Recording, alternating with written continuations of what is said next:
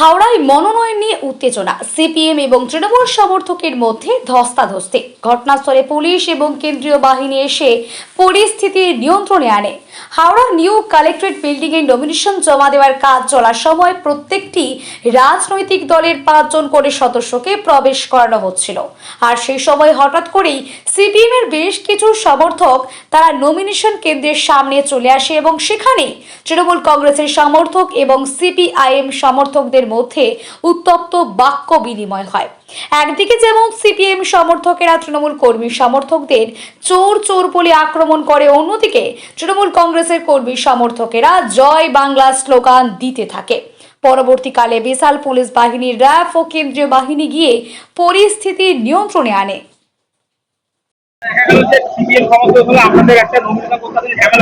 আমরা দাঁড়িয়ে দেখছিলাম, ওদের প্রার্থী যাচ্ছিল, আমরা দেখছিলাম, কিন্তু ওরা এসে উল্টোপাল্টা বলছে আমাদেরকে, ওদের গায়ে ঝাঁপিয়ে পড়ছে, ওরা গালাগালি করছে, উল্টোপাল্টা বলছে। তাই আমরা বলেছি জয় বাংলা, আমরা তো অন্য কিছু বলিনি, আমরা শুধু বলেছি জয় বাংলা। হ্যাঁ, আমাদের গায়ে ঝাঁপিয়ে পড়ছিল,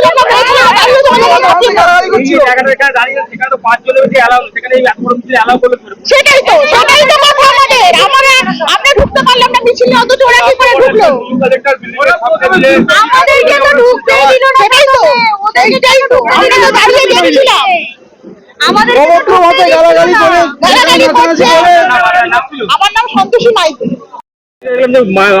আইন অমান্য করে মিছিল নিয়ে ঢোকাচ্ছে, কেন ঢুকে? আইন অমান্য নয়, আমরা এখানে 5 জন করে যা ঢুকিয়ে দেওয়ার ঢুকিয়ে দিয়েছি, কিন্তু প্রশাসনের লোক এই ব্যারিকেড সরিয়ে এদের ডেকে দিয়েছে, এরা ভেতরে ঢুকে গেছে।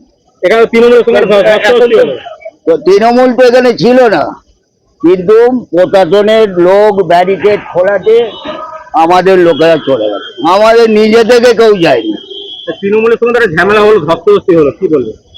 না, ধস্তাধস্তি হওয়া উচিত নয় তো। তাহলে এখানে ব্যারিকেড তো ব্যারিকেড পুলিশ খুলেছে, আমরা তো আমাদের ক্ষমতা আছে ব্যারিকেডে হাত দেওয়ার, যেখানে পুলিশ 5 জন করে এ করছে। আপনার নাম? আমার নাম বিশ্বনাথ সরকার।